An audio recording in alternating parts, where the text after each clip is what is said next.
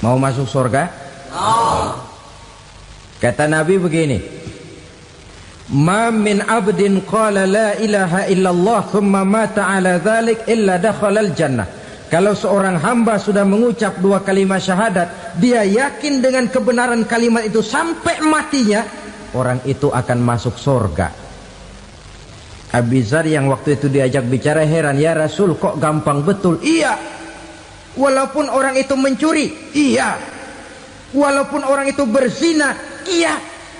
Biar dia mencuri, biar dia berzina, kalau dia sudah mengucap dua kalimat syahadat, dia yakin dengan kebenaran kalimat itu sampai matinya, itu orang akan masuk surga. Jadi masuk surga cukup dua kalimat syahadat, yakin sampai mati, masuk surga. Itu perkara masuk. Tapi kalau pertanyaannya diterusin, masuknya kapan Pak? Nah, ini lain lagi urusannya. Sebab ada yang masuknya itu langsung, ada yang mampir dulu. Di sana tempat cuma dua, kalau tidak surga, neraka. Mau ke surga tapi mampir dulu, yang mampirnya jelas di neraka. Kenapa? Dalam hadis qudsi ada riwayat, nanti itu di akhirat, setelah Allah selesai mengatur penduduk surga masuk surga, yang neraka masuk neraka, Allah berkata kepada malaikat Malik, malaikat Malik, labaik ya Allah, itu bajingan-bajingan tengik, manusia-manusia durjana yang waktu di dunia tidak mau sujud, jauh dari ulama, gemar melakukan yang munkarat dan maksiat, hidup di tengah masyarakat selalu jadi bibit keonaran, kufur, sudah masuk neraka semua. Sudah ya Allah. Nah, kalau sudah, coba sekarang kamu masuk Malik. Saya, iya, masuk neraka. Mau apa ya Allah? Kata Allah, akhriju minan nar man kana fi qalbihi misqala habatin min khardalin min iman. Kau masuk neraka, cari di dalam neraka orang-orang yang ada imannya walaupun kecil sebesar biji zarah, angkat mereka keluar. Masuk malaikat Malik ke neraka, cari orang yang ada imannya, korek-korek. Ya repot, udah pada gosong.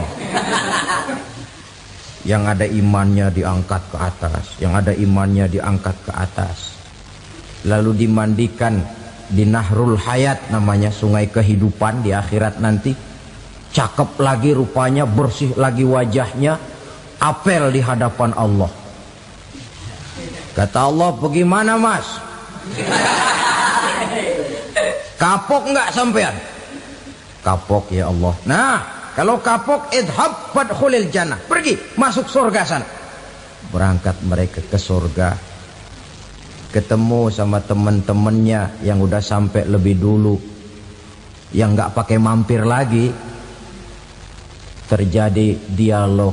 Kata teman-temannya yang udah pada nyampe duluan, mas, iya, emang baru sampai? Saya baru sampai. Memang mampir di mana dulu mas? Kita sudah lama sampai di surga. Saudara buka surah Al-Muddatsir ayat 34-35. Ma salakakum fis saqar? Kenapa kamu mampir di neraka Saqar? Qalu lam naku minal musallin. Mereka menjawab, kami mampir di neraka Saqar mas, gara-gara dulunya kami waktu di dunia ndak pernah sholat. Ndak pernah sholat? Ndak pernah. Kan rumahnya dekat masjid, cuma dekat doang mas. Sholat mah enggak saya.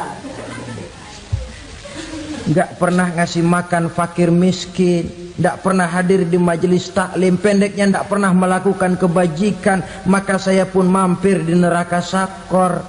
Untung betul saya punya iman mas, sedikit. Waktu hidup di dunia dulu saya pernah mengucap dua kalimat syahadat, sekali-kalinya waktu mau kawin. Masya Allah. Untung saja kawin, kalau nggak kawin polos.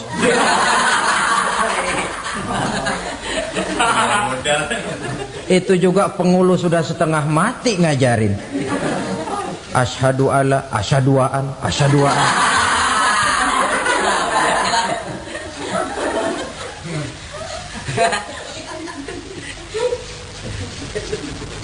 Ini namanya masuk surga, ada mampir dulu. Ada pula orang mukmin itu yang dimasukkan surga. Namanya dimasukkan kan terima beres. Saya masuk ke rumah, jalan sendiri, cari tempat sendiri. Saya dimasukkan ke dalam rumah, terima beres. Pokok ada di dalam, itu dimasukkan namanya. Nggak pakai mampir. Tapi tentu tiketnya lebih mahal ketimbang yang pertama tadi. Apa kata Allah? Innal ladzina amanu wa 'amilus shalihat la ukaffiranna 'anhum sayyi'atihim wa la udkhilannahum jannah. Sesungguhnya orang-orang yang beriman kemudian beramal soleh, kami hapuskan segala dosa dan kesalahannya, kami masukkan mereka ke dalam surga. Lihat ayatnya. Allah yang memasukkan, kita yang dimasukkan. Tidak pakai transit, tidak usah mampir. Cuma tidak cukup syahadat, tidak cukup amanu, tapi diiringi dengan wa'amilus salih. Iman, amal. Tidak cukup syahadat, lalu dibuktikan dia sholat, dia zakat, puasa, lalu dia melakukan berbagai macam kebajikan. Ini yang menyebabkan dia tidak pakai mampir di tempat yang bernama sakor. Lalu ada pula orang mukmin itu yang disebut penduduk surga. Wah, ini sudah VIP ini. Ashabul jannah, penduduk surga. Siapa mereka? Kata Allah, innal ladzina amanu summa istaqamu fala khaufun 'alaihim wala hum yahzanun ulaika ashabul jannah hum fiha khalidun. Sesungguhnya orang-orang yang beriman lalu istiqamah, tetap dalam melaksanakan perintah Allah, tidak goyang, tidak labil tapi stabil, istiqamah, mereka tidak takut dan tidak bersedih hati. Merekalah penduduk surga. Iman, istiqamah. Tidak punya duit, sembayang. Banyak duit, sembayang. Miskin, sembayang. Kaya, tetap sembahyang, istiqomah. Kadang orang kalau susah rajin ke masjid, banyak duitnya ngelihat masjid melengos. Waktu miskin hamba Allah, setelah kaya jadi hamba harta. Bergeser, tidak ada nilai istiqomahnya. Saudara-saudara, dengan begitu penduduk neraka itu dua. Ada penduduk permanen, ada penduduk yang semi permanen. Yang semi permanen orang-orang beriman yang mempunyai dosa besar.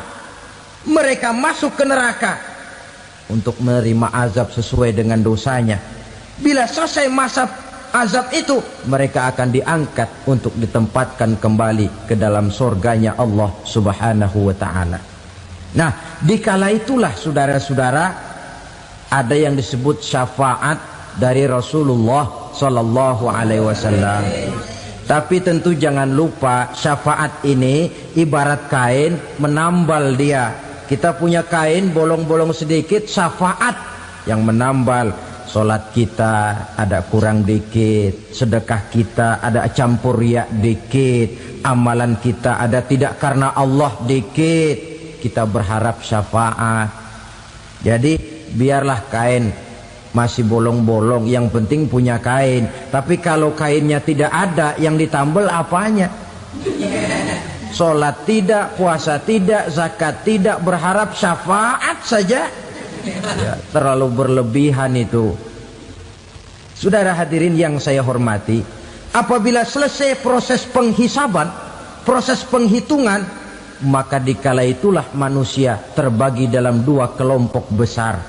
Fariqun fil jannah wa fariqun fis sa'ir. Sekelompok orang-orang beruntung yang masuk ke dalam surga, dan sekelompok lagi masuk ke dalam neraka. Ibu-ibu, saudara-saudara kaum muslimin rahimakumullah. Pada pertemuan yang lalu sudah saya jelaskan bahwa hidup selalu berakhir dengan kematian. Apabila datang kematian menimpa seseorang, datanglah kiamat baginya. Itu yang disebut dengan kiamat kecil. Hakikatnya mati adalah perpindahan dari kehidupan di dunia ini menuju kehidupan di alam barzakh. Menunggu kita di alam barzakh sampai datangnya saat kiamat. Entah 10 tahun, entah 100 tahun, entah 1000 tahun, hanya Allah saja yang maha tahu. Adapun orang-orang beriman yang melakukan amal kebajikan dalam kehidupan di dunia ini, masa penantian yang lama di alam barzakh buat mereka sebentar saja. Tetapi bagi orang-orang kafir yang ingkar, yang tidak beriman kepada Allah, yang hidup di dunia cuma menumpuk-numpuk dosa, tentu penantian di alam barzakh akan merupakan waktu yang sangat lama. Bukankah dalam kehidupan kita waktu itu memang relatif? Contoh misalnya, bagi pemuda-pemudi yang sedang duduk asyik memadu cinta, waktu 4-5 jam saja rasanya cuma 4-5 menit. Tenggelam oleh keasikan. Tapi buat orang yang berbaring di rumah sakit, meratap di balik-balik apa itu tembok derita kata lagu,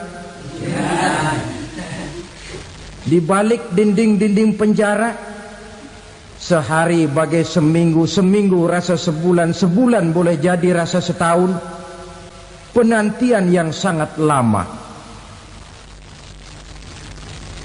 Kapan kiamat itu akan datang? Ini rahasia Allah.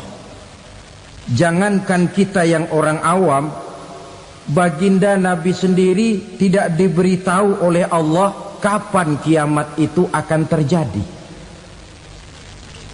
Tetapi sungguh pun demikian, banyak hadis-hadis yang menjelaskan ciri atau tanda-tanda datangnya kiamat. Nah, kalau sudah bicara soal tanda, tanda kiamat itu ada 2. Pertama yang disebut alamatus sughra, tanda-tanda kecil. Ini waktunya masih ada tenggang. Ada yang dinamakan alamatul kubra, tanda-tanda besar. Artinya kiamat sudah diambang pintu.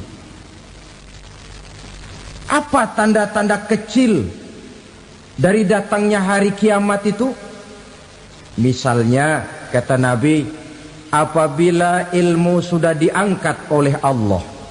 Artinya apabila ulama sudah banyak wafat, minat orang belajar agama berkurang, lalu kebodohan nampak merajalela di mana-mana, zina dikerjakan secara terbuka, minuman-minuman keras jadi kebanggaan, itu termasuk di antara tanda-tanda kecil terjadinya hari kiamat. Apalagi misalnya iza waladatil ammatu rabbataha, apabila budak sudah melahirkan tuan. Apa maksudnya? Ada yang mentafsirkan apabila anak sudah bisa membudaki orang tuanya. Orang tua yang melahirkan dia, yang membesarkan dia, demi setelah si anak besar jadi orang berpangkat, bertitel, berharta, berkedudukan, jadilah orang tua itu budaknya. Sehingga sering dibilang kalau orang tua kaya, anak jadi raja. Tapi kalau anak yang kaya, orang tua sering jadi budak. Apalagi munculnya fitnah yang bergelombang, timbul perang antara dua bangsa yang besar, waktu berjalan terasa sangat pendek sekali. Itu merupakan tanda di antara tanda-tanda kiamat.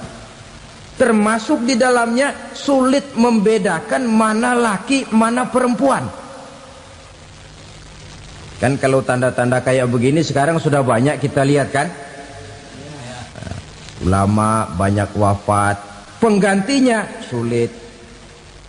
Zina dikerjakan berterang-terangan, minuman keras jadi kebanggaan. Banyak anak membudaki orang tuanya, sulit membedakan mana laki mana perempuan. Kadang-kadang dari belakang kita lihat perempuan bener, begitu kita colek nengok jenggotan.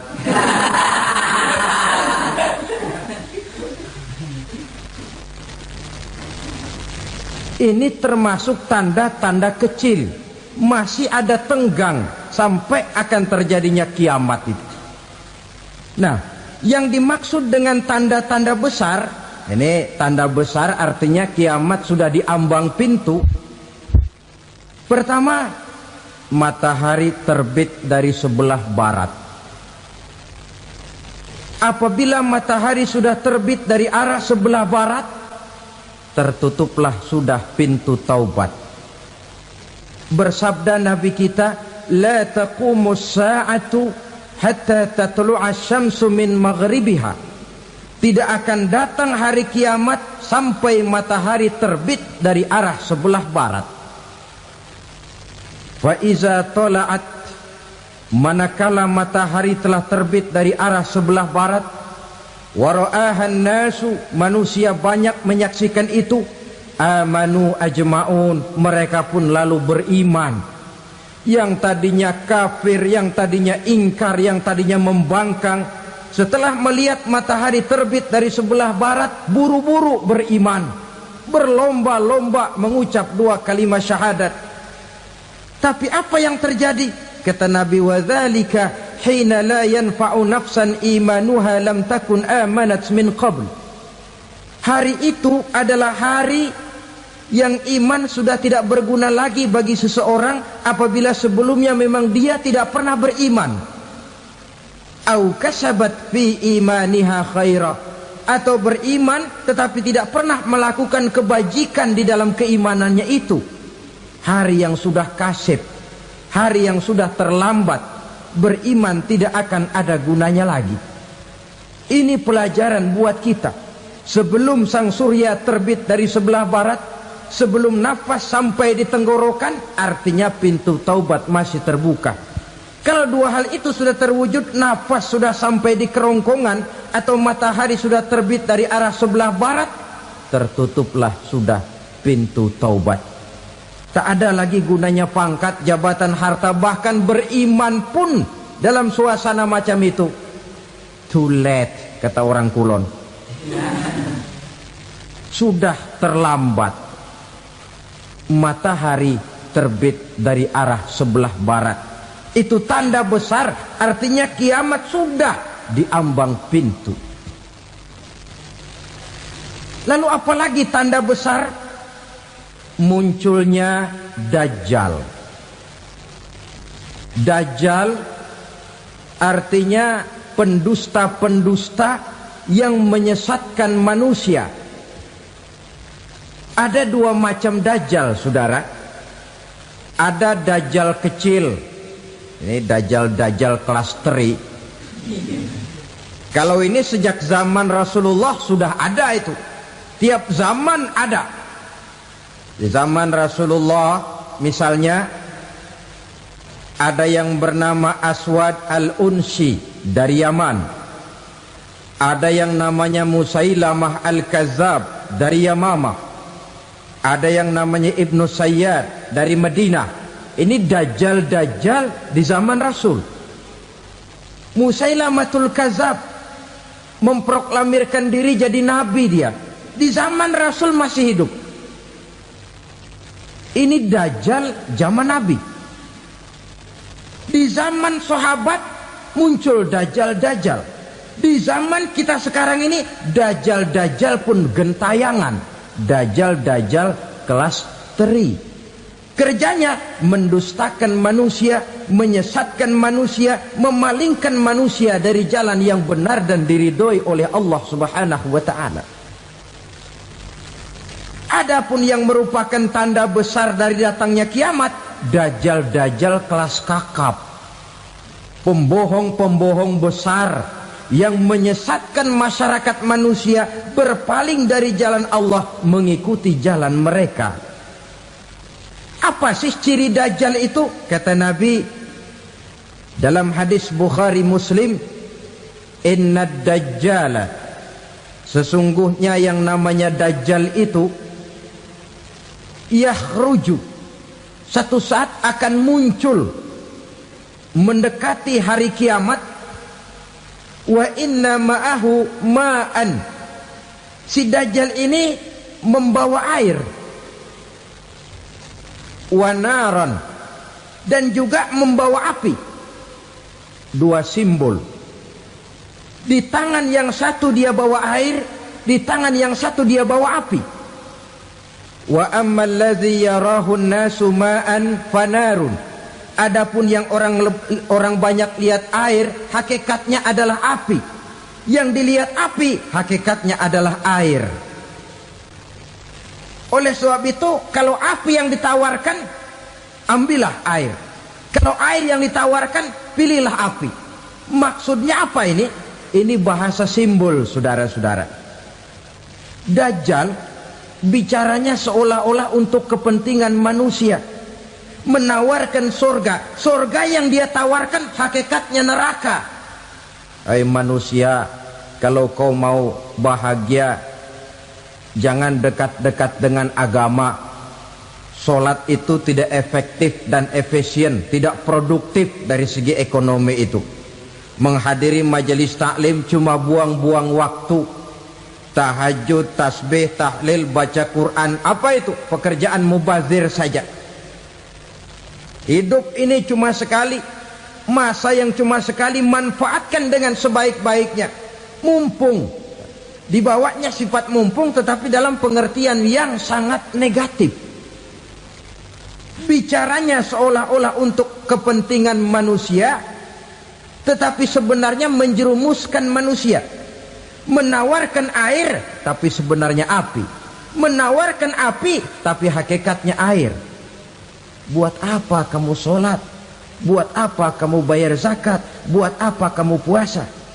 Surga yang dicanangkan Dajjal, hakikatnya neraka. Neraka yang digambarkan Dajjal, pada dasarnya adalah surga. Jadi memutarbalikkan fakta itu kerjaan Dajjal.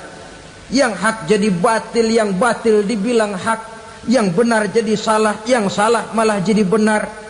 Tuntunan disuruh jadi tontonan, tontonan malah menjadi tuntunan. Itu pekerjaan Dajjal profesinya.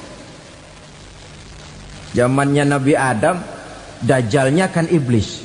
Betul? Betul. Apa sih gang kerayuan iblis itu? Allah setelah menciptakan Nabi Adam kan bilang, Adam, kau dan istrimu Hawa tinggal di surga ini. Seluruh fasilitas yang ada di surga persilahkan kau nikmati. Satu yang tidak boleh, jangan coba-coba dekati pohon khuldi. Dekat saja jangan, apalagi sampai memetiknya. Datang Dajjal yang namanya iblis ini. Adam, kamu tahu nggak kenapa tidak boleh makan buah khuldi? Ya nggak tahu, pokoknya saya dilarang. Bodoh kamu Dam. Khuldun artinya kekal. Kalau kamu makan itu buah, kau akan kekal di surga buat selamanya. Allah tidak kepengen, maka dilarang kamu makan buah khuldi. Kalau kau ingin kekal di surga Adam, makan saja. Saya bicara begini ini untuk kepentingan kamu Adam. Ini kan ciri-ciri Dajjal. Bicaranya sih seolah-olah untuk kepentingan Nabi Adam, hakikat sebenarnya menjerumuskan Nabi Adam supaya ingkar dan melanggar larangan dari Allah Subhanahu wa ta'ala. Jadi setelah muncul Dajjal, timbul kekacauan-kekacauan di masyarakat. Banyak yang terpengaruh, terpedaya dan terpesona.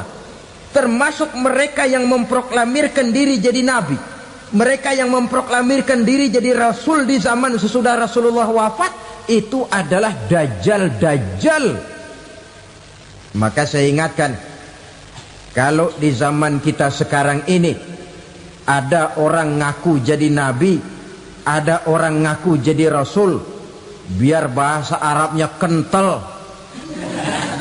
Quran hafal, hadis ribuan hadis hafal, biar pakai serban sampai menyengser ke tanah, bahasa Arabnya fasih, tapi dia mengaku jadi nabi, jadi rasul. Kita umat Islam wajib tidak percaya, wajib untuk tidak percaya. Itulah dajjal-dajjal zaman kita sekarang ini.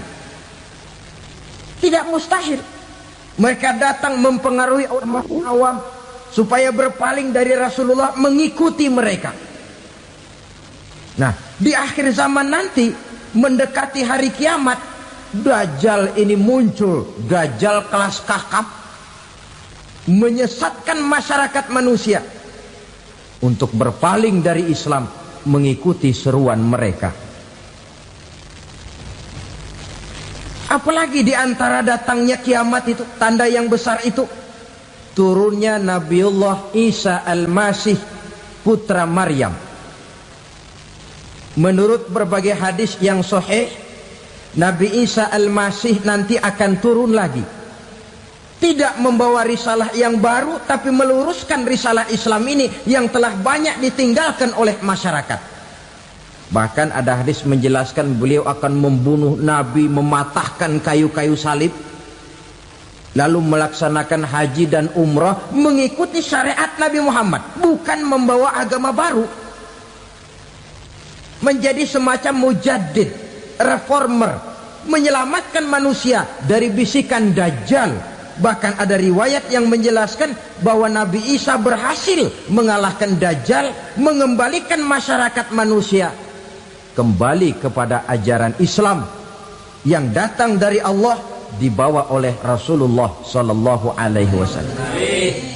Dengan kata lain, turunnya Nabi Isa bukan sebagai nabi dan rasul baru, tetapi mengikuti syariat Nabi kita Muhammad sallallahu alaihi wasallam. Saudara hadirin, ibu-ibu hadirat yang saya hormati, kemudian apalagi di antara tanda-tanda besar akan datangnya kiamat itu?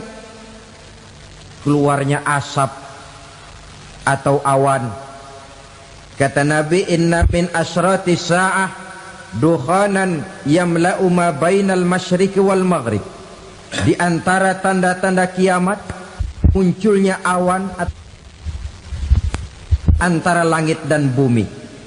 Ini pun diperkuat dalam surah Ad-Dukhan ayat 10. Fartaqib yauma ta'tis sama' bidukhanin mubin fayughshan nas hadza azabun alim. Bagi orang-orang yang beriman, mereka biasa-biasa saja. Tapi bagi orang kufur, datangnya asap dan awan ini merupakan azab yang kelewat pedih. Barangkali sedikit mendekati gambaran tentang azab yang pedih ini, saya ingatkan alam pikiran kita kepada peristiwa yang belum lama terjadi. Pernah dengar berita bocornya reaktor nuklir di Chernobyl, Uni Soviet? Pernah dengar? Bocornya reaktor nuklir di Chernobyl yang mengakibatkan ratusan bahkan sangat mungkin ribuan nyawa. Cuma satu reaktor. Bagaimana kalau seluruh cadangan nuklir yang dimiliki oleh para negara adik kuasa ini diledakkan? Bahkan yang konon menurut catatan, cadangan nuklir yang dimiliki bersama oleh Amerika dan Rusia sekarang ini sudah sanggup memusnahkan 6 miliar manusia.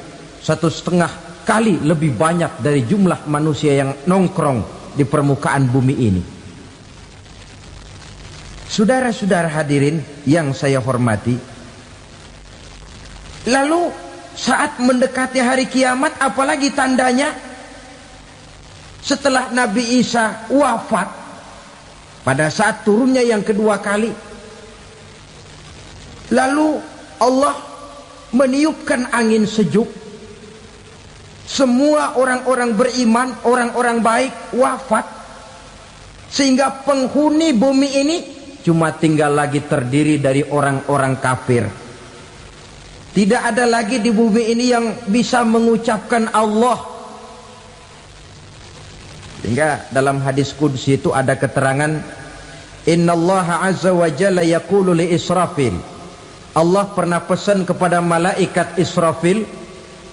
Kata Allah, Israfil, idza sami'ta qailan yaqul Allah Allah fa akhirin nafakh 40 sanatan ikraman liqailiha. Hai Israfil, apabila kau dengar di permukaan bumi masih banyak orang yang mengucapkan Allah Allah, maka tunda sangkakala kiamat itu 40 tahun. Untuk apa? Ikraman liqailiha, menghormati orang yang mengucapkan Allah Allah itu. Wah, jadi karena sekarang masih banyak yang mengucapkan Allah, besar hatilah kita, masih jauh kiamat itu. Tapi jangan lupa, kiamat pribadi, kiamat kecil itu yang gak kita sangka-sangka. Ajal datang mencabut nyawa, itu kiamat pribadi. Dan itu yang pasti kita hadapi. Dan itu yang membuat kita tidak boleh bersikap main-main di dalam kehidupan sekarang ini. Saudara hadirin yang saya hormati, tidak ada lagi orang-orang muslim. Seluruh penduduk dunia ini kafir. Lalu terciptalah struktur sosial yang berlandaskan prinsip hidup semau gue. Bakal terjadilah prinsip di mana yang kaya menyantap yang miskin, yang kuat menindas yang lemah. Hidup sudah bagaikan di rimba belantara. Berlaku hukum rimba. Siapa yang kuat dia yang menang, siapa yang lemah menjadi mangsa. Timbul kekacauan, maksiat merajalela, munkarat menjadi-jadi. Sehingga isi bumi ini penuh dengan segala macam perbuatan dosa. Tidak ada perlunya lagi alam diperpanjang temponya. Datang saat yang sudah dijanjikan oleh Allah Azza wa Jalla, maka terjadilah yang disebut kiamat kubra, kiamat besar, kiamat ancur-ancuran. Bagaimana kejadian ini dimulai? Dalam surah Az-Zumar ayat 68, Allah Subhanahu wa taala berfirman, wa nufikha fis suri fasa'iqa man fis samawati wa man fil ardi illa man sya'allahu.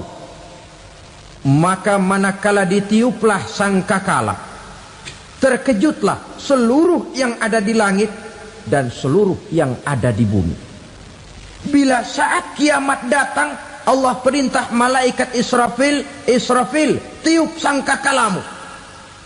Ditiuplah sangkakala oleh malaikat Israfil. Yang akibat daripada tiupan itu, seluruh yang ada di langit, seluruh yang ada di permukaan bumi terkejut. Yang ada di langit siapa? Malaikat kan. Bayangin aja kalau malaikat kaget, apalagi kita.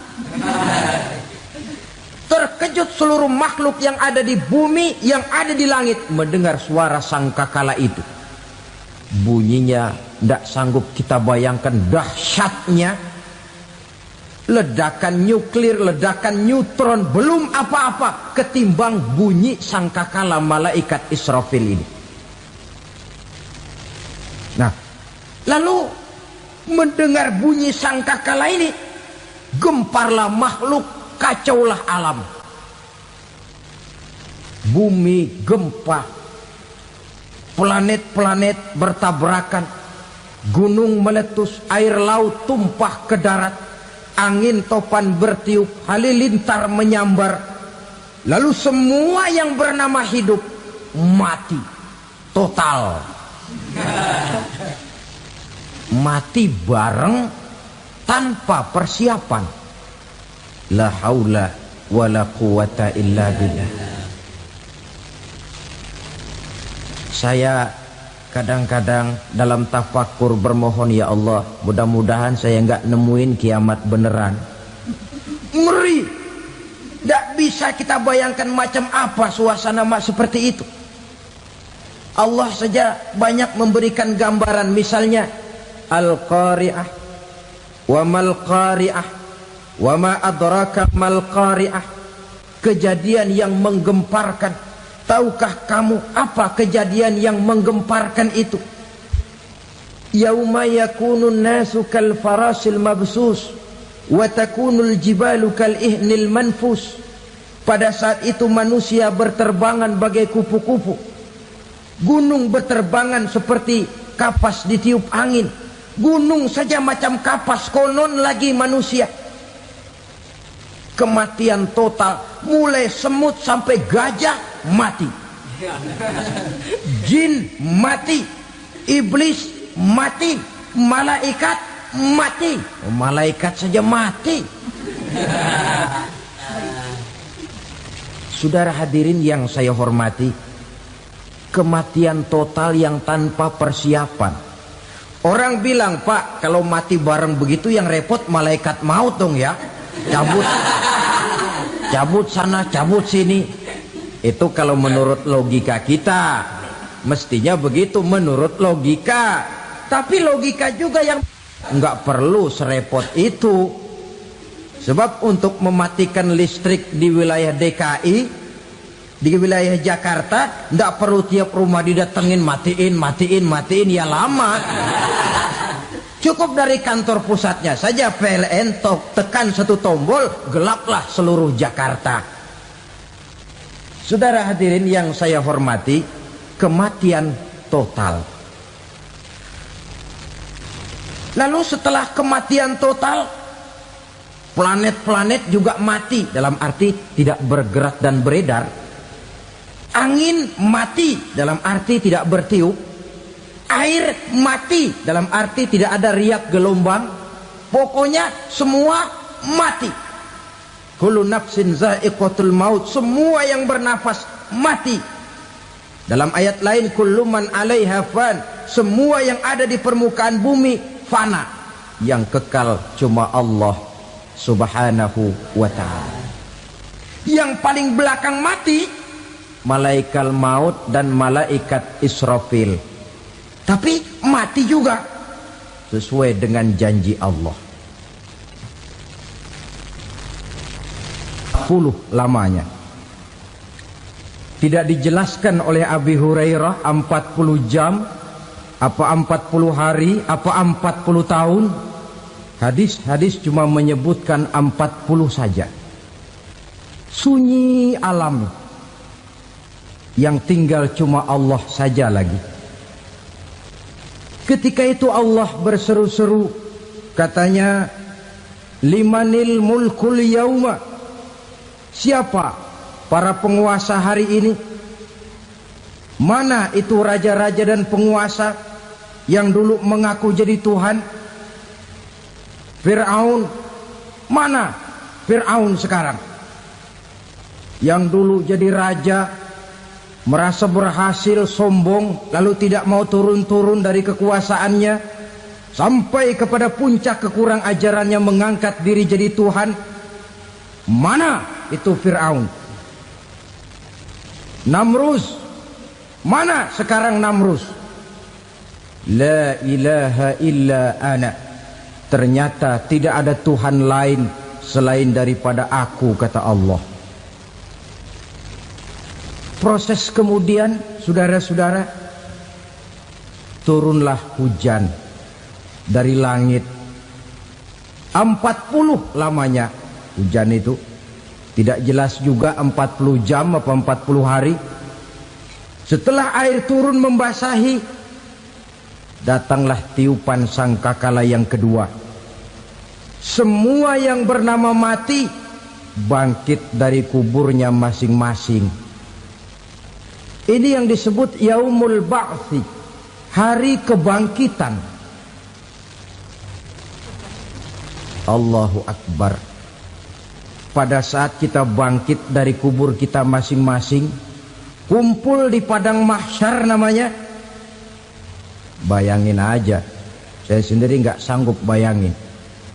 Manusia sejak zaman Adam Sampai zaman kiamat kumpul bareng di tempat sama. Berapa banyaknya itu?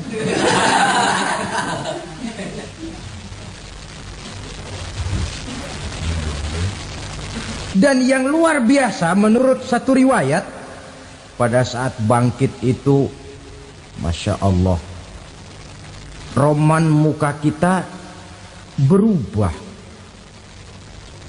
disesuaikan dengan amalan kita waktu di dunia ini. Barang siapa yang waktu di dunia amalannya itu amalan tikus, di akhirat nanti dia bangkit dari kubur, mukanya seperti muka tikus. Gagah betul badannya, tapi mukanya seperti tikus. Kenapa? Amalannya waktu di dunia seperti amalan tikus. Apa amalan tikus itu? Suka ngegeragoti barang yang sudah disimpan rapi-rapi. Orang sudah simpan uang rapi-rapi, simpan perhiasan rapi-rapi, digeragoti oleh tikus. Maling-maling, pencoleng-pencoleng, koruptor-koruptor. Itu nanti di akhirat nanti kita lihat mukanya seperti muka tikus. Oh ini waktu di dunia suka nyolong, mukanya seperti muka tikus. Barang siapa yang waktu di dunia ini amalannya itu amalan macan, dia akan bangkit nanti mukanya seperti muka macan. Apa amalan macan? Macan itu amalannya menang-menangan. Orang yang mau menang saja nggak mau mengalah. Coba lihat di hutan, kenal hutan nggak? Di hutan, raja hutan di mana-mana pasti macan. Betul kan? Betul. Padahal hutan belum pernah bikin pemilihan umum. Tapi macan tidak peduli ada pemilihan umum apa tidak, pokok saya raja. Sebab apa? Macan jadi raja itu bukan karena benar, tapi karena kuat jadi raja. Setelah dia jadi raja, rakyat hutan yang mesti dilindungi malah dimakan oleh raja macan. Kambing rakyat hutan dimakan oleh macan. Ayam rakyat hutan dimakan oleh macan. Itu nanti kita lihat di akhirat itu mukanya seperti muka macan, gagah betul.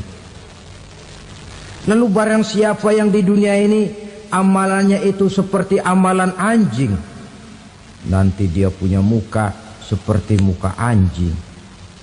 Apa amalan anjing? Pertama, anjing itu kalau disuruh jaga rumah, dia tidak bisa membedakan mana maling, mana tamu.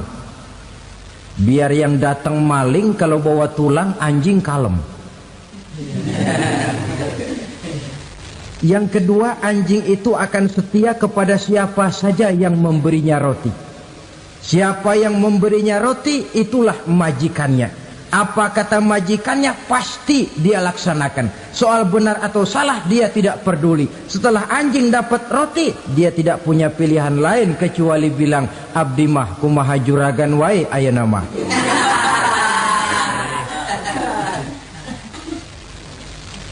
Saudara hadirin yang saya hormati, berkumpul di padang mahsyar, tiap orang sibuk dengan persoalannya masing-masing. Matahari waktu itu didekatkan oleh Allah, panas luar biasa. Ada yang saking panasnya itu mencucurkan peluh keringat sampai sebatas mata kakinya. Ada yang keringatnya sampai sedengkulnya, ada yang keringatnya sampai sepusatnya, ada yang keringatnya mengalir sampai sebahunya. Ada yang kelelap oleh keringatnya sendiri, sementara orang di sampingnya nggak apa-apa. Bergantung lagi amalan dia waktu di dunia ini. Saudara-saudara, sebagian orang Dalam kepanikan padang mahsyar berombong-rombong datang mereka menghadap Nabi Adam. Ya Adam, anta abal bashar. Hai Adam, Tuhan adalah bapak moyang manusia. Kami sebentar lagi akan disidang, dimintakan pertanggungan jawab. Tolonglah kami, hai Adam. Kata Nabi Adam, jangankan nolongin sampean, saya sendiri tanggung jawab di hadapan Allah ketika dulu tidak boleh makan khuldi, saya serobot. Sudahlah, urus diri masing-masing saja, nafsi. Begitu kata Nabi Nuh, begitu kata Nabi Ibrahim. Tiap orang bertanggung jawab sendiri-sendiri. Ketika itulah saudara-saudara, nikmatnya menjadi umat Nabi besar Muhammad sallallahu alaihi wasallam. Sebab apa? Walaupun menurut abjad kita ini umat paling belakang, paling belakang kita ini toh, karena Nabi Muhammad adalah Nabi akhir, tapi akan dihisap lebih dulu, lewat di atas sirat lebih dulu, masuk surga lebih dahulu ketimbang umat-umat belakangan. Ketika Rasul mendekati ajal, beliau tanyakan itu kepada malaikat Jibril. Malaikat Jibril berkata, Muhammad jangan khawatir, Allah sudah berjanji, inni haramtul jannata ala sairil anbiya hatta tadkhulaha anta wa haramtuha ala sairil umami hatta tadkhulaha ummatuka. Surga aku haramkan buat seluruh nabi kecuali kalau engkau Muhammad sudah masuk ke dalamnya, dan surga aku haramkan buat seluruh umat kecuali kalau umatmu Muhammad sudah masuk ke dalamnya. Logikanya, walaupun menurut abjad kita umat paling belakang, bakal dihisap paling dulu, lewat di atas sirat paling dulu, masuk surga paling dulu, kalau mampir ke neraka juga paling dulu. Ya resiko. Jangan mau enaknya aja paling dulu. Saudara hadirin yang saya hormati, setelah masa kebangkitan itu jangan dikira begitu bangkit langsung diperiksa. Masih menunggu menanti ribuan tahun perhitungan padang mahsyar untuk sampai kepada proses yang disebut yaumul hisab, hari perhitungan. Seorang demi seorang bakal dipanggil. Bayangkan saja, kita se-RT saja di absen, kadang-kadang perlu waktu lama. Ini manusia sejak zaman Nabi Adam sampai datang hari kiamat, satu demi satu disidang di hadapan Qadhi Rabbul Jalil. Status sosial copot sudah waktu itu. Yang pernah jadi hartawan di situ tidak lagi kelihatan kehartawanannya. Yang pernah jadi jenderal tidak lagi dipanggil jenderalnya. Yang ustadz tidak lagi dipanggil al-mukarramnya. Seluruh status sosial selesai. Dipanggillah kita seorang demi seorang menghadap Qadhi Rabbul Jalil. Bagaimana proses penghisaban itu? Pertama, proses tanya jawab. Di antaranya ada hadis menyatakan, lan tazula qadama 'abdin yaumal qiyamah hatta yus'ala an arba'i khisalin. Besok di hari kiamat tidak akan bergeser telapak kaki seorang hamba sampai dia ditanya lebih dulu tentang 4 persoalan. Tentang ilmunya, kemana ilmu itu diamalkan. Tentang umurnya, di mana umur itu dihabiskan. Tentang masa mudanya, kemana masa muda itu dipakai.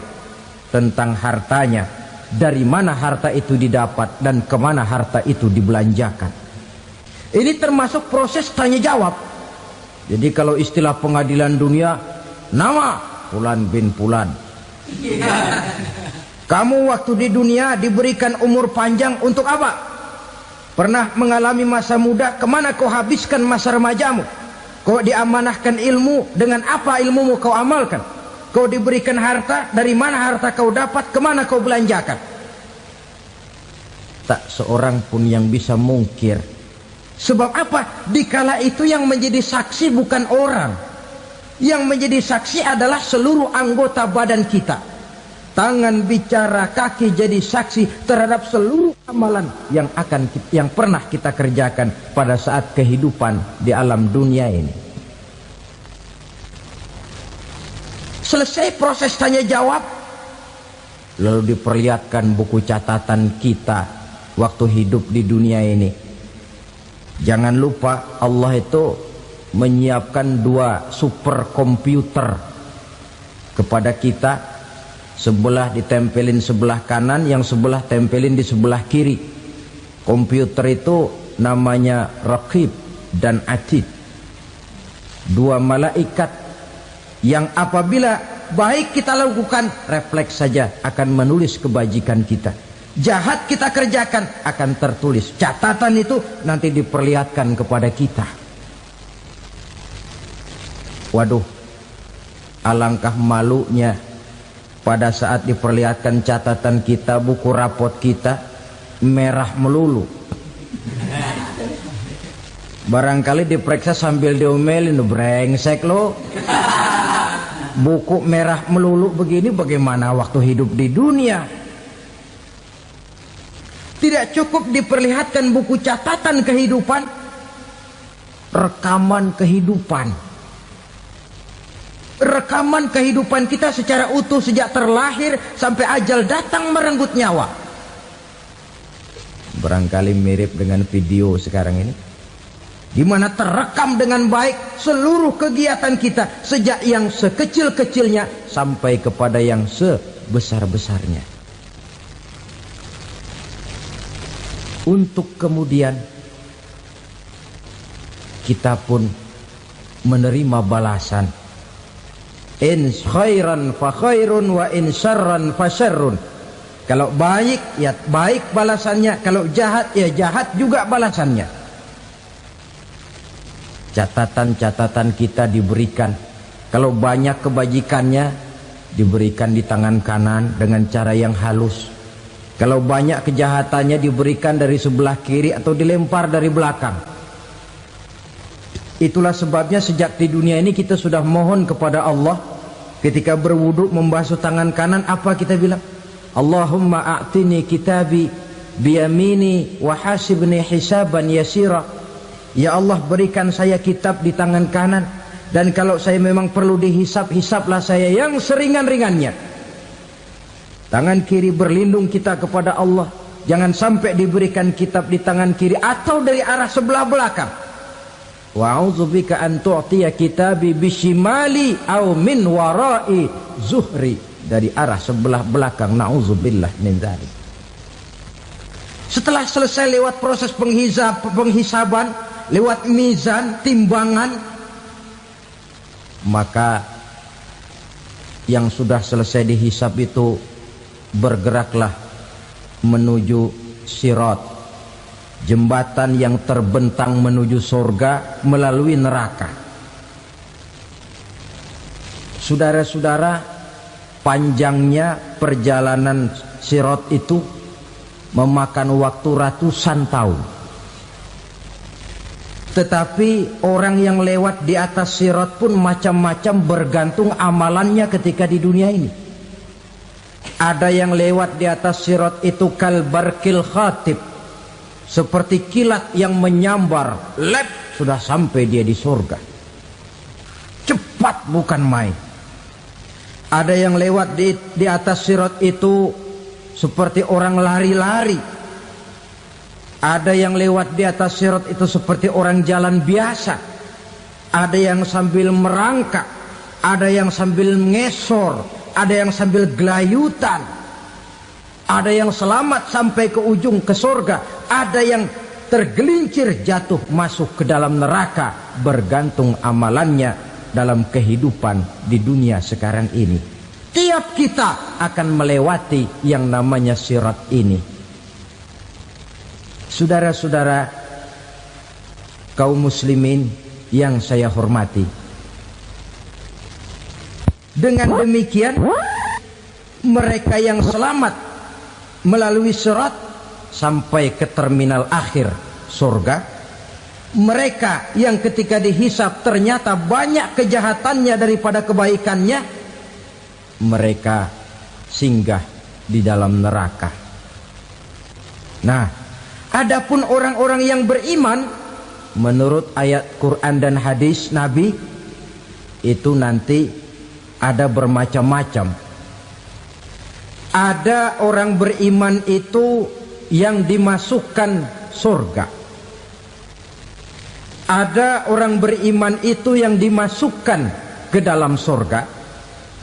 Ada orang beriman itu yang disebut penduduk surga. Kenapa lain-lain, Pak? Karena waktu di dunia amalannya juga lain-lain. Ada orang beriman yang masuk surga. Ini paling murah tiketnya. Mau masuk surga? Kata Nabi begini, ma min abdin qala la ilaha illallah thumma mata ala dhalik illa dakhalal jannah. Kalau seorang hamba sudah mengucap dua kalimat syahadat, dia yakin dengan kebenaran kalimat itu sampai matinya, orang itu akan masuk surga. Abi Dzar yang waktu itu diajak bicara heran, ya Rasul kok gampang betul? Iya. Walaupun orang itu mencuri, iya. Walaupun orang itu berzina, iya. Biar dia mencuri, biar dia berzina, kalau dia sudah mengucap dua kalimat syahadat, dia yakin dengan kebenaran kalimat itu sampai matinya, itu orang akan masuk surga. Jadi masuk surga cukup dua kalimat syahadat, yakin sampai mati, masuk surga. Itu perkara masuk. Tapi kalau pertanyaannya diterusin, masuknya kapan, Pak? Nah, ini lain lagi urusannya. Sebab ada yang masuknya itu langsung, ada yang mampir dulu. Di sana tempat cuma dua, kalau tidak surga, neraka. Mau ke surga tapi mampir dulu, yang mampirnya jelas di neraka. Kenapa? Dalam hadis qudsi ada riwayat, nanti itu di akhirat, setelah Allah selesai mengatur penduduk surga masuk surga, yang neraka masuk neraka, Allah berkata kepada malaikat Malik, malaikat Malik, labaik ya Allah.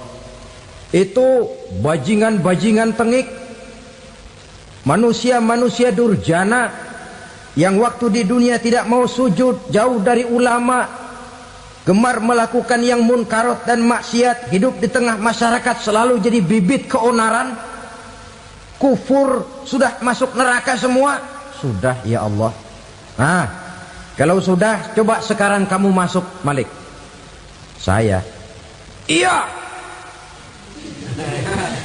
masuk neraka. Mau apa ya Allah?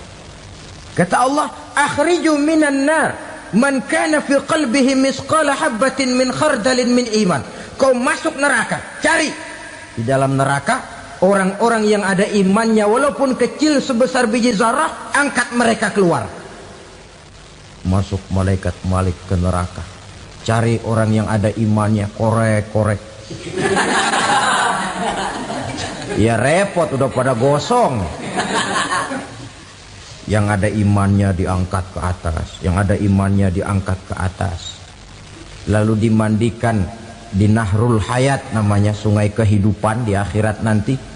Cakep lagi rupanya, bersih lagi wajahnya, apel di hadapan Allah. Kata Allah, bagaimana mas? Kapok nggak sampean? Kapok ya Allah. Nah, kalau kapok, idhab fadkhulil jannah, pergi masuk surga sana. Berangkat mereka ke surga, ketemu sama teman-temannya yang udah sampai lebih dulu, yang nggak pakai mampir lagi. Terjadi dialog. Kata teman-temannya yang udah pada nyampe duluan, mas, iya, emang baru sampai?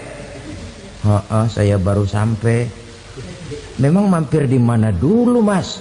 Kita sudah lama sampai di surga.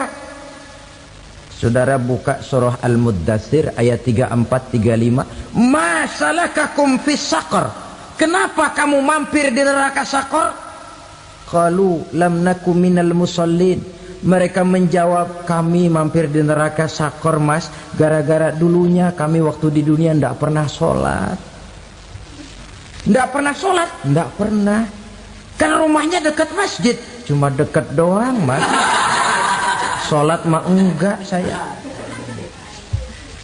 Nggak pernah ngasih makan fakir miskin, nggak pernah hadir di majelis taklim, pendeknya nggak pernah melakukan kebajikan, maka saya pun mampir di neraka sakor. Untung betul saya punya iman, Mas, sedikit.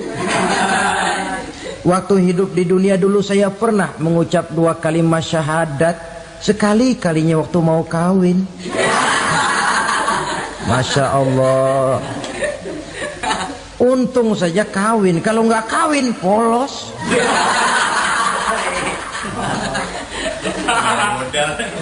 Itu juga pengulu sudah setengah mati ngajarin. Asyhadu alla, asyaduaan, asyaduaan.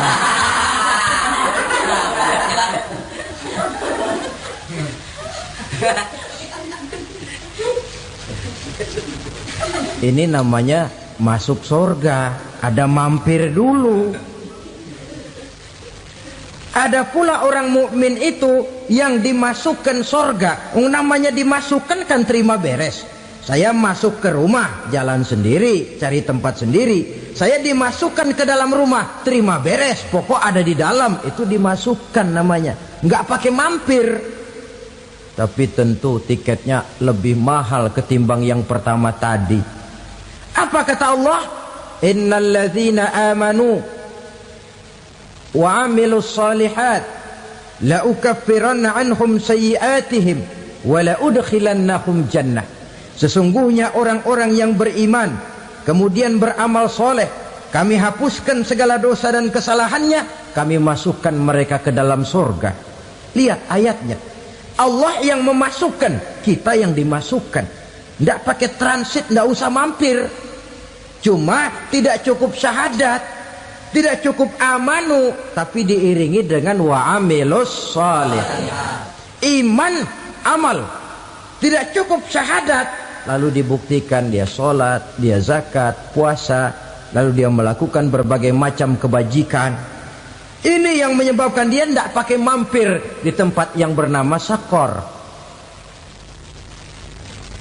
Lalu ada pula orang mukmin itu yang disebut penduduk surga. Wah, ini sudah VIP ini. Ashabul jannah, penduduk surga. Siapa mereka? Kata Allah, innal ladzina amanu summa istaqamu fala khaufun 'alaihim wala hum yahzanun ulaika ashabul jannah hum fiha khalidun.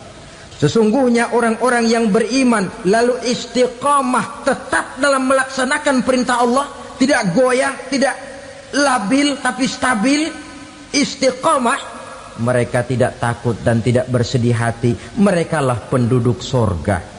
Iman, istiqamah. Tidak punya duit, sembahyang. Banyak duit, sembahyang. Miskin, sembahyang. Kaya, tetap sembahyang. Istiqamah. Kadang orang kalau susah rajin ke masjid, banyak duitnya ngelihat masjid melengos. Waktu miskin hamba Allah, setelah kaya jadi hamba harta. Bergeser, tidak ada nilai istiqomahnya. Saudara-saudara, dengan begitu penduduk neraka itu dua. Ada penduduk permanen, ada penduduk yang semi permanen. Yang semi permanen orang-orang beriman yang mempunyai dosa besar. Mereka masuk ke neraka untuk menerima azab sesuai dengan dosanya. Bila selesai masa azab itu, mereka akan diangkat untuk ditempatkan kembali ke dalam surganya Allah Subhanahu wa ta'ala. Nah, dikala itulah saudara-saudara, ada yang disebut syafaat dari Rasulullah Sallallahu Alaihi Wasallam. Tapi tentu jangan lupa, syafaat ini ibarat kain menambal dia. Kita punya kain bolong-bolong sedikit, syafaat yang menambal. Solat kita ada kurang dikit, sedekah kita ada campur riak dikit, amalan kita ada tidak karena Allah dikit. Kita berharap syafaat. Jadi biarlah kain masih bolong-bolong, yang penting punya kain. Tapi kalau kainnya tidak ada, yang ditambal apanya? Sholat tidak, puasa tidak, zakat tidak, berharap syafaat saja. Ya, terlalu berlebihan itu. Saudara hadirin yang saya hormati, apabila selesai proses penghisaban, proses penghitungan, maka dikala itulah manusia terbagi dalam dua kelompok besar. Fariqun fil jannah wa fariqun fis sa'ir. Sekelompok orang-orang beruntung yang masuk ke dalam surga, dan sekelompok lagi masuk ke dalam neraka. Dia akan diberikan rezeki oleh Allah dengan jalan yang tidak disangka-sangka. Rezekinya datang dengan cara yang tidak disangka-sangka.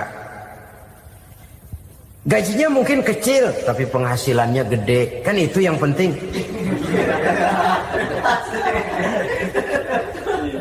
Gaji dan penghasilan kan lain tuh. Boleh jadi gaji kecil, asal penghasilan gede, kan nikmat hidup itu. Nah, penghasilan ini ada yang bisa kita perkirakan. Bisa kita perkirakan. Misalnya gaji itu tadi. Kalau saya kerja, gaji saya begini. Ada rezeki yang masuk min haitsu la yahtasib. Tidak kita sangka-sangka, tidak kita duga-duga, tahu-tahu ada saja rezeki. Datang orang bawa persoalan yang mendatangkan hasil. Sebab rezeki, jodoh, maut memang seperti bayangan. Kita uber-uber dia lari, kita diem dia diem. Kan gemes ini tuh. Bayang-bayang itu begitu. Kita kejar, dia lari. Rezeki juga begitu. Kita diam, dia diam. Setengah mati yang namanya rezeki kita cari, kita uber, ngobek sampai ratusan bohong kita kerjain. Tapi memang belum waktunya, ya sulit untuk tembus. Tapi kadang-kadang giliran kita nongkrong di rumah, datang orang bawain rezeki. Itulah yang namanya rezeki. Tapi ini untuk orang yang bertakwa. Kalau tidak punya kredibilitas takwa, jangan lalu pakai ayat ini. Diberikan Allah dengan rezeki dengan jalan yang tidak disangka. Kan ada ayatnya dah. Kita mah manteng aja di rumah dah. Ntar juga tuh rezeki datang. Ini fasilitas yang diberikan kepada orang yang wa may yattaqillah, bertakwa kepada Allah, yarzuqhu min haitsu la yahtasib, diberikan rezeki dengan cara yang tidak disangka-sangkanya. Maka kadar ketakwaan jangan membuat kita buruk sangka. Tuh orang ya nggak kemana-mana, duitnya ada aja. Kalau dia takwa, Allah berikan jalan keluar. Yang lantas ngelihat kiai orangnya ahli ibadah, ilmunya tinggi, akhlaknya luar biasa, takwanya tinggi, rezekinya lancar. Lalu husnuzon nih kiai nggak kemana-mana, duitnya banyak, miara tuyul kali ini.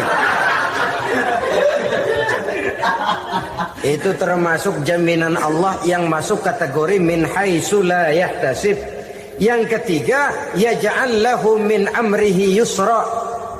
Dimudahkan segala urusannya. Dimudahkan segala urusannya. Kemudian yang keempat, yukaffir anhu sayyiatihi wa yu'azzim lahu ajra. Diampuni segala kesalahannya dan dibesarkan pahala kebaikan yang dikerjakannya. Al-Quranul Karim memberikan tuntunan dan ajaran kepada kita bahwa orang-orang yang memperoleh kemenangan itu tidak lain adalah orang-orang yang bertakwa. Hanyalah mereka yang bertakwa kepada Allah Subhanahu wa ta'ala pada akhirnya akan tampil sebagai pemenang. Lalu siapa orang yang bertakwa itu? Dijelaskan dalam awal-awal Al-Baqarah. Orang yang bertakwa yang akan meraih kemenangan, pertama, allazina yu'minuna bil ghaib, yaitu orang-orang yang beriman kepada yang gaib. Percaya bahwa ada alam yang gaib, alam yang abstrak, alam yang tidak bisa dijangkau oleh salah satu daripada panca indera kita. Mereka percaya dan beriman kepada adanya malaikat, beriman kepada adanya iblis dan jin, beriman kepada adanya alam kubur, beriman kepada adanya alam mahsyar, beriman kepada adanya alam akhirat, beriman kepada adanya surga dan neraka. Beriman bukan cuma sekedar beriman dalam ucapan bibir saja, tetapi beriman yang nilai iman itu mampu mewarnai gerak dan gaya hidupnya. Iman yang meresap sampai ke tulang sumsum, kemudian memberikan dampak positif di dalam kehidupan manusia. Alam, kita tahu, adalah sesuatu yang selain Allah, dan Allah bukanlah alam. Apapun namanya selain daripada Allah, itu adalah alam. Alam pada hakikatnya terbagi menjadi dua. Ada alam syahadah, alam nyata, alam konkret, alam yang bisa dijangkau oleh salah satu indera kita. Kemudian ada alam ghaib, alam yang tidak bisa dijangkau oleh panca indera kita, alam metafisika, alam abstrak, alam yang wajib kita imani keberadaannya. Kita percaya bahwa malaikat itu ada, kita percaya kepada jin, bahwa jin itu ada, kita percaya kepada adanya iblis dan setan. Bukan percaya kepada iblis dan setannya, percaya bahwa iblis dan setan itu ada. Itu termasuk salah satu daripada sifat orang yang bertakwa kepada Allah. Saudara-saudara kaum muslimin rahimakumullah, kecenderungan pembangunan yang lebih bersifat materialistis biasanya menggeser aspek kehidupan rohani. Orang berpikir empiri, dan dalam pola pikir yang demikian, maka alam gaib tidak lagi mendapat perhatian. Aspek kehidupan yang bersifat rohaniah malah mulai ditinggalkan. Akibatnya terjadilah kepincangan di dalam kehidupan kita. Pernah ada satu pengalaman pribadi dalam perjalanan kembali ke tanah air. Dalam pesawat di sebelah kanan saya duduklah seorang Jerman, namanya Heiner Simonsen. Iseng saya ajak kenalan, saya ajak ngobrol, saya tanya dia. Saya bilang, Mas Heiner ini, kalau pesawat yang kita tumpangi ini jatuh ke bawah, kira-kira apa yang bakal terjadi, Mas? Dia bilang, kita semua akan mati. Begitu? Ya. Oke. Apa itu mati? Tanya saya. Dia bilang, untuk tahu apa itu mati, kita harus tahu lebih dahulu apa itu hidup. Saya pikir nih bule bisa ngomong juga. Baiklah kata saya. Apa hidup menurut Anda itu? Oh, hidup itu dia bilang, kalau seluruh anggota badan kita bekerja secara normal, paru-paru memompa darah secara normal, jantung berdetak secara normal, sel-sel tubuh bekerja secara fit, dan organisme tubuh hanya mau bekerja secara normal, dia bilang, kalau kita memberi makan yang cukup, menu yang teratur, dan gizi yang lengkap. Saya bilang, kesimpulannya apa, Ner? Dia jawab, hidup adalah dari tangan ke mulut. Life is from the hand to the mouth, kata dia. Hidup adalah dari tangan ke mulut. Jadi masalah hidup tidak lebih daripada masalah isi perut. Orang pergi pagi, pulang sore, peras keringat, banting tulang, perut yang dibelain. Saya bilang, you are wrong. Sampean salah, Ner. Kamu orang Islam bukan? Bukan. Pantas. Kenapa saya salah? Dia bilang. Ya jelas salah. Salahnya di mana? Kamu ini manusia. Kalau hidup cuma dari tangan ke mulut, saya bilang, kambing di kampung saya juga begitu pikirannya, Ner. Itu kambing di kampung saya, asal perutnya kenyang, sudah hidup dia. Perkara besok bagaimana, lusa prospeknya macam mana, bulan depan ada apa, kambing nggak pernah mikir. Di kampung saya kambing juga pikirannya begitu. Kamu Kristen ya? Tadinya. Loh kok tadinya, lalu apa sekarang kamu ini? Dia bilang, sekarang saya netral. Saya tidak beragama, tapi saya percaya kepada Tuhan sebagai pencipta alam. Saya ingat benar dia bilang, I haven't any religious, but I believe to God as the creator of the world. Kenapa bisa netral begitu, Ner? Habis saya bingung katanya.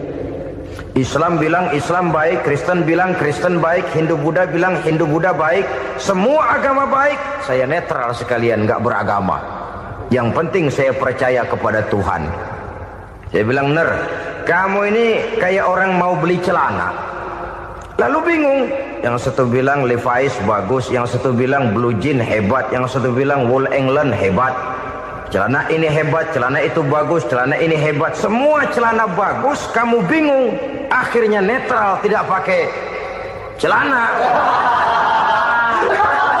Itu juga salah. Saya pikir-pikir, kemudian saya melihat bahwa dua pola berpikir Henner ini nampaknya sudah mulai menggejala di lingkungan masyarakat bangsa kita. Disadari atau tidak, secara jujur kita harus berkata, dua pola pemikiran Henner ini mulai berkembang di tengah masyarakat bangsa kita. Pertama, pola pikir materialisme. Hidup adalah dari tangan ke mulut. Masalah hidup tidak lebih masalah isi perut. Itu yang perlu dibela, dan disitulah arti kehidupan. Pergi pagi, pulang sore, peras keringat, banting tulang untuk mempertahankan perut. Kalau sudah kemari cara orang berpikir, maka buat apa percaya kepada yang gaib? Untuk apa sholat? Untuk apa puasa? Untuk apa zakat? Untuk apa menghadiri majelis taklim? Tanpa kepercayaan kepada yang gaib, hidup berjalan menurut alur empiris dan materialis. Kalau sudah ke sana cara orang berpikir, biasanya orang lalu cenderung menghalalkan segala cara. Hanyalah orang yang percaya bahwa akhirat ada. Hanyalah orang yang percaya bahwa alam kubur itu ada. Hanyalah orang yang percaya bahwa malaikat itu ada, hidupnya akan lebih terarah dan terkendali. Karena kepercayaan kepada yang gaib, yang merupakan fase daripada kehidupan setelah hidup yang sekarang ini, mewarnai gerak pribadi seseorang di dalam dia melakukan kegiatan hidupnya. Pola berpikir materialisme, disadari atau tidak, mulai menggejala di lingkungan masyarakat bangsa kita. Hidup tidak lebih dari urusan tangan ke mulut, mulut ke tangan, tangan ke mulut. Asal perut sudah kenyang, hiduplah sudah. Perkara bagaimana prospek hari yang akan datang, bagaimana akhirat, tidak jadi persoalan. Ini yang oleh Nabi diperingatkan, ad-dunya sijnul mu'min wa jannatul kafir. Dunia adalah penjara bagi orang beriman dan surga bagi orang kafir. Dulu di zaman Belanda hadis ini pernah disalah tafsirkan, disalah artikan, digunakan sebagai senjata untuk mengkebiri dan membuat impoten umat Islam. Sudahlah umat Islam gak usah macam-macam, kata Belanda. Dunia ini kan penjara buat orang Islam, surga buat orang kafir. Di penjara jangan bertingkah.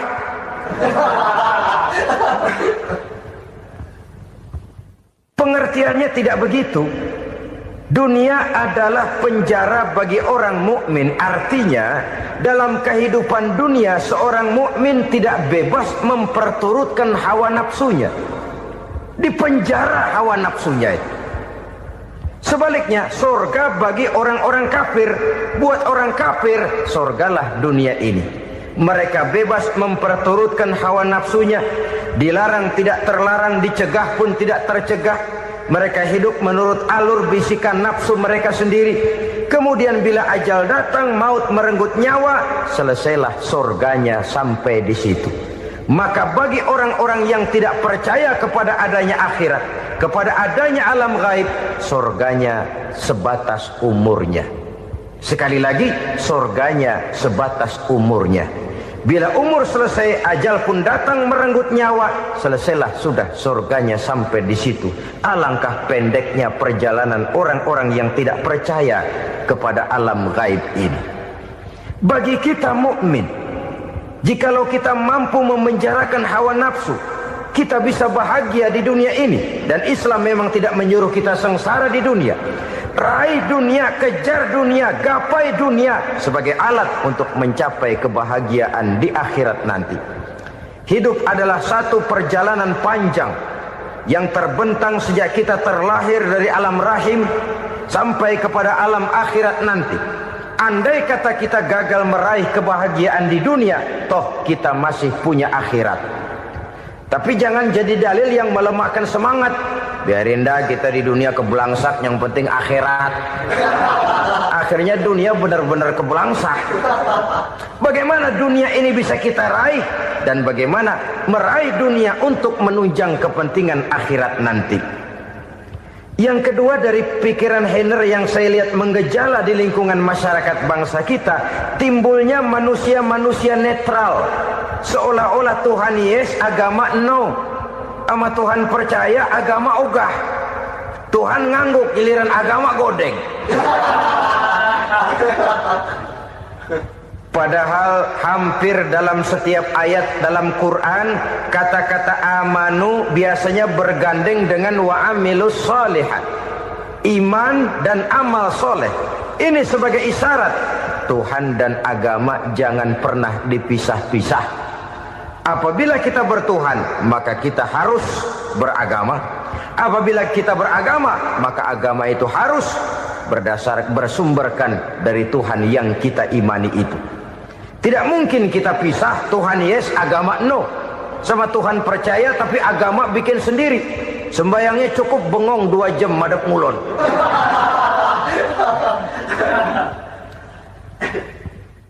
Saudara-saudara kaum muslimin rahimakumullah. Jadi dengan demikian, agama yang kita akui merupakan unsur mutlak di dalam pembangunan sekarang ini, merupakan bagian dari kehidupan yang menuntun kita bahwa di balik alam nyata ini, di balik alam syahadah ini ada alam ghaib. Dan mudabbir, murabbi, yang mengatur, yang menguasai, yang memelihara baik dia alam nyata, baik dia alam ghaib, tidak lain adalah Allah Subhanahu wa ta'ala. Di sana ada satu super power, satu maha kekuatan yang kita perlu bersandar kepadanya. Sebagai makhluk nyata yang hidup di alam nyata, berbuatlah secara nyata sebagaimana harusnya kita berbuat. Karena Islam jelas bukan agamanya orang pemalas. Islam jelas bukan agamanya orang yang mengajarkan setelah selesai sholat boleh duduk, nggelenggem ayam-ayam, ndelohom, menghitung bintang di langit sambil menunggu keajaiban. Tidak.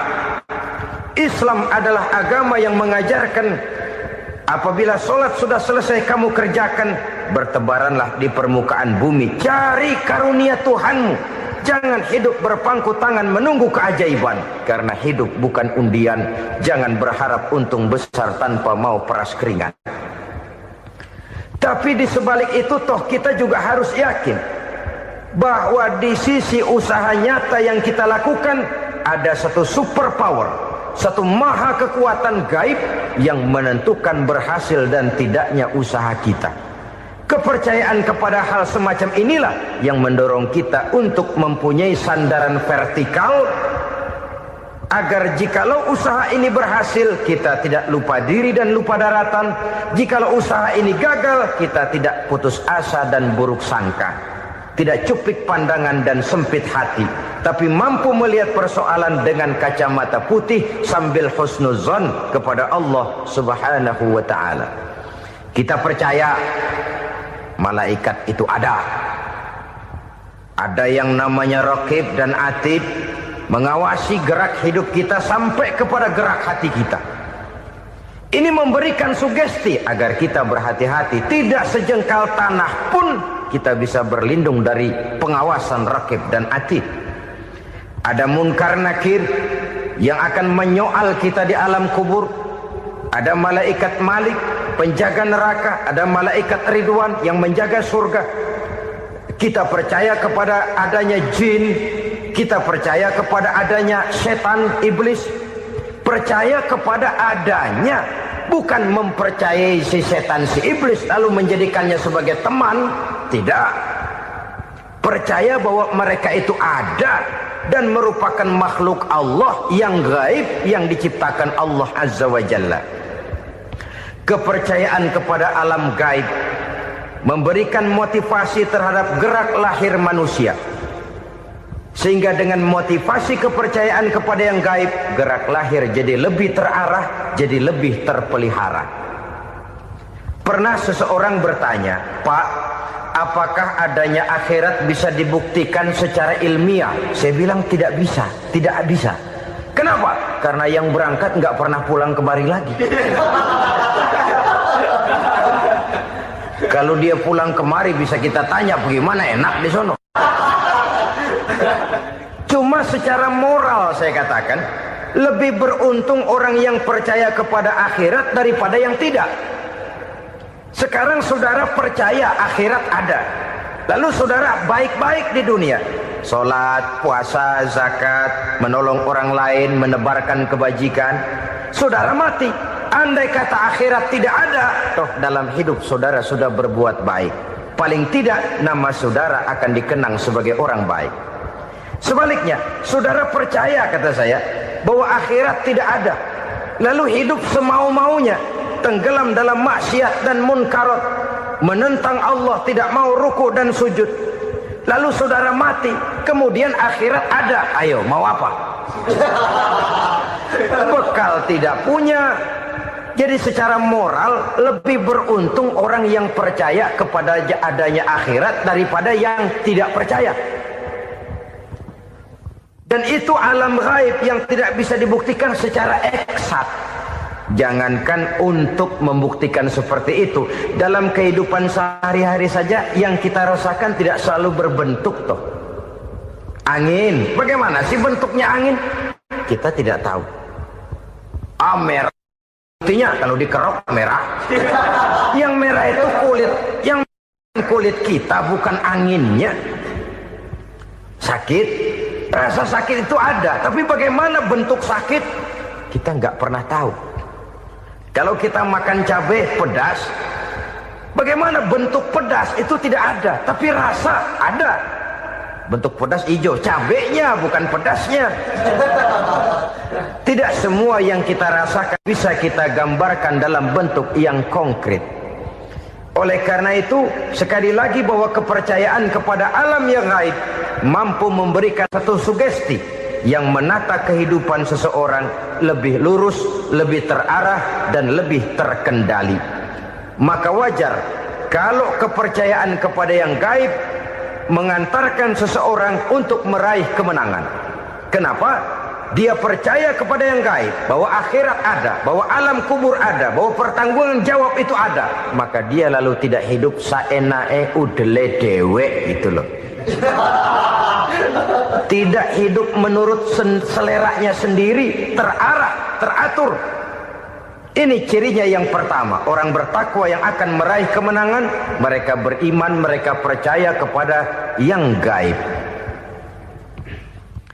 Bahkan hal-hal konkret saja selalu berangkat dari yang gaib. Saudara-saudara, para remaja, para pemuda sekarang ini tidak pernah tahu toh siapa yang akan jadi teman hidup saudara. Kita bisa saja ngerancang, mentargetkan, tapi toh akhirnya yang namanya jodoh bukan kekuasaan kita. Rezeki di luar kemampuan kita. Begitu juga ajal, maut, jodoh, ajal adalah contoh-contoh konkret bahwa pada akhirnya yang gaib lah yang menentukan. Bertahun-tahun ngelancong, emang jodoh seret, nggak jadi.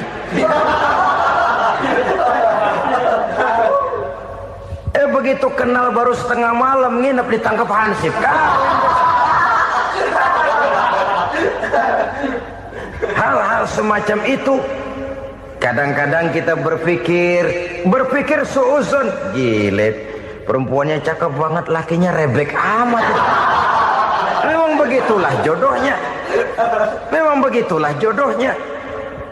Saudara hadirin ma'asyiral muslimin yang saya hormati, jadi hal-hal yang konkret saja kita yakini sepenuhnya ditentukan oleh satu superpower yang gaib itu tadi. Dari sanalah segala ketentuan itu berangkat, dan kesanalah segalanya akan kembali. Maka kepercayaan kepada yang gaib meluruskan gerak hidup seseorang, dan itu akan mengantarkan dia kepada meraih kemenangan. Satu. Yang kedua, wa yuqimuna shalah. Orang bertakwa yang akan meraih kemenangan itu adalah orang-orang yang mendirikan sholat. Kenapa sholat mengantarkan orang untuk meraih kemenangan? Yang jelas, inna sholata tanha anil fahsya'i wal munkar. Sholat mampu mencegah manusia dari perbuatan keji dan munkar. Banyak filsafat hidup yang terkandung di dalam sholat ini. Sejak kita wudhu sampai kita menghadap ke arah kiblat, sampai kita melakukan gerak-gerak sholat, bacaan-bacaan yang ada di dalam sholat, lalu sampai kepada mengucapkan salam. Banyak filsafat hidup yang terkandung di dalam sholat. Umpamanya saja, setelah takbiratul ihram, mulai kita dengan sholat dalam posisi berdiri. Diajarkan dalam kitab-kitab fikih agar kita melihat ke arah tempat sujud. Ini kan filsafat kehidupan. Kalau kamu sholat dalam posisi berdiri, lihat tempat sujud. Jangan sholat mata jelalatan, sebab nanti bisa mengurangi kekhusyuan. Jadi wajar kalau yang dikatakan bahwa yang paling afdol adalah shaf yang di depan. Kenapa? Secara harfiah pengertiannya akan lebih mengundang kekhusyuan. Kenapa? Kalau kita di shaf paling depan, di masjid umpamanya paling banter kita lihat tembok. Tapi kalau kita shaf di tengah atau di belakang, orang-orang di depan kita pun akan kelihatan. Yang bajunya loreng, yang bajunya genggang, yang bajunya macam-macam. Kita lihat, kadang-kadang kita pikirin, ada yang bajunya bolong. Kita sholat tapi dalam hati, nih orang bajunya robek, ya nggak tahu apa. Ada saja hal-hal yang mengusik kekhusyuan kita. Oleh sebab itu diajarkan dalam posisi berdiri, lihat, arahkan pandangan matamu kepada tempat sujud. Ini kan filsafat kehidupan.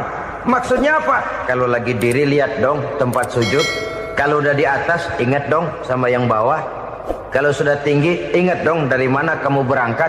Kalau sudah berkuasa, bantu dong yang lemah. Kalau sudah kaya, santuni dong yang miskin. Kalau sudah alim, bimbing dong yang awam. Ini filsafat kehidupan. Dalam posisi berdiri, kau lihat tempat sujud. Ini akan melahirkan kepekaan sosial, di mana seseorang mau tahu kepada orang lainnya. Bagaimanapun kaya kita, tinggi pangkat dan jabatan kita, jikalau hidup hanya untuk kepentingan perut sendiri saja, rasanya belum membawa manfaat di dalam kehidupan kita. Tapi efek yang tertinggi sesungguhnya, sholat mencegah manusia dari perbuatan keji dan munkar. Perbuatan keji dan munkar, walaupun kelihatannya mendatangkan uang, membawa keuntungan, tapi itu keuntungan semu, keuntungan sementara. Dengan menipu orang lain kita bisa dapat untung, tapi tidak membawa berkah.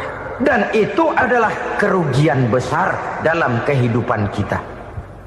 Maka untuk meraih kemenangan, harus dimulai dengan membentuk kepribadian yang tegar, memiliki sandaran vertikal yang langsung kepada Allah Subhanahu wa ta'ala. Dan itu hanya bisa kita tempuh melalui jalur ibadah formal yang sudah ditentukan Allah, yakni sholat yang 5 waktu. Untuk memperkuat itu, ada sholat-sholat sunnah, rawatib, nawafil, sebagai terminal-terminal kontrol cadangan untuk memelihara stabilitas temperatur batin di dalam kita berhubungan dengan zat yang maha gaib, yaitu Allah Subhanahu wa ta'ala. Orang sering bertanya, Pak, itu tetangga saya nggak sholat, duitnya nggak habis-habis, Pak. Nggak sholat tapi mobilnya tambah terus. Nggak sholat tapi usahanya makin maju. Tapi di sisi lain ada orang yang rajin sholat, rezekinya butak bener. Anaknya mana kurus, mana korengan. Saudara hadirin ma'asyiral muslimin rahimakumullah. Harus saya katakan bahwa sholat bukan memang bukan untuk cari duit. Solat adalah sandaran vertikal kita kepada Allah. Sedangkan soal rezeki itu berkaitan dengan sifat Allah Maha Pengasih dan Maha Penyayang. Allah Maha Pengasih, siapapun dikasih kalau mau usaha. Allah Maha Penyayang, tidak semua orang disayang oleh Allah Azza wa Jalla. Dan belum tentu banyak harta itu merupakan nikmat. Mungkin juga istidraj. Artinya istidraj itu dikasih tapi diambulin, kalau bahasa Betawinya itu. Dikasih tapi diambulin, itu bukan merupakan nikmat sesungguhnya, lebih merupakan azab dari Allah Subhanahu wa ta'ala.